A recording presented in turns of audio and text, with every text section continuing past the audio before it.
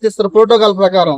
అప్పుడు టీడీపీ వాళ్ళు ఏం చేస్తారంటే మనోళ్ళకి లేదా అక్కడ ప్రాధాన్యత, అసలు మెయిన్ సీట్లే మనయి, దాదాపు 140 సీట్లే మనయి అని చెప్పేసి వాళ్ళు గొడవలు ఆడుకుంటుంటారు తప్పక పైకి వచ్చేసరికి డిప్యూటీ సీఎం ఇద్దరు కలిస్తేనే ప్రభుత్వం ఫామ్ చేయగలరు. No doubt at all. అక్కడ దాంట్లో వరకు ఇద్దరు కలిస్తేనే ప్రభుత్వం ఫామ్ చేయగలరు.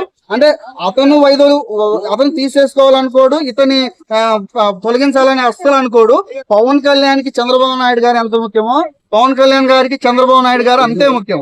అందుకోసం వాళ్ళిద్దరు కలిస్తేనే ఒక డిప్యూటీ సీఎం అయినా అవుతుంది, ఒక సీఎం అయినా అవుతుంది. తప్పక వాళ్ళు ఒకవేళ విడిపోదాము అనుకుంటే అసలు ప్రభుత్వమే ఫామ్ చేయలేరు వాళ్ళు.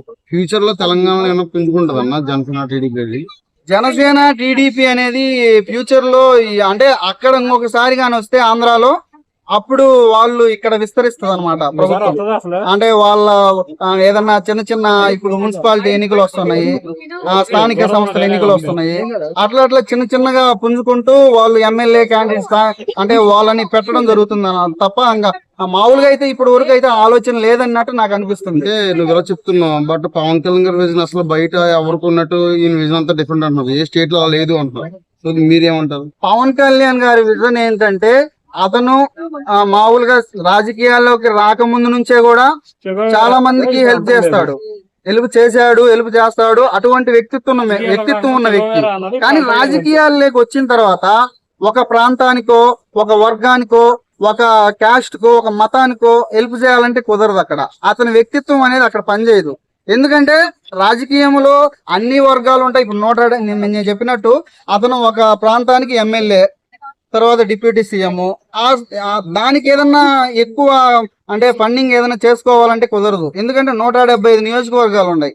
మంత్రివర్గం ఒక 25 మెంబర్స్ ఉంటారు.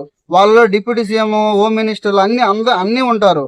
అంటే అక్కడ ఉండేసి పెద్ద జరగదన్నమాట. అతని యొక్క వ్యక్తిత్వం అనేది గట్టిగా చూపిలేడు అక్కడ. ఫైనల్ గా డిప్యూటీ సీఎం మించి చేస్తున్నాడా, తగ్గించేస్తున్నాడా?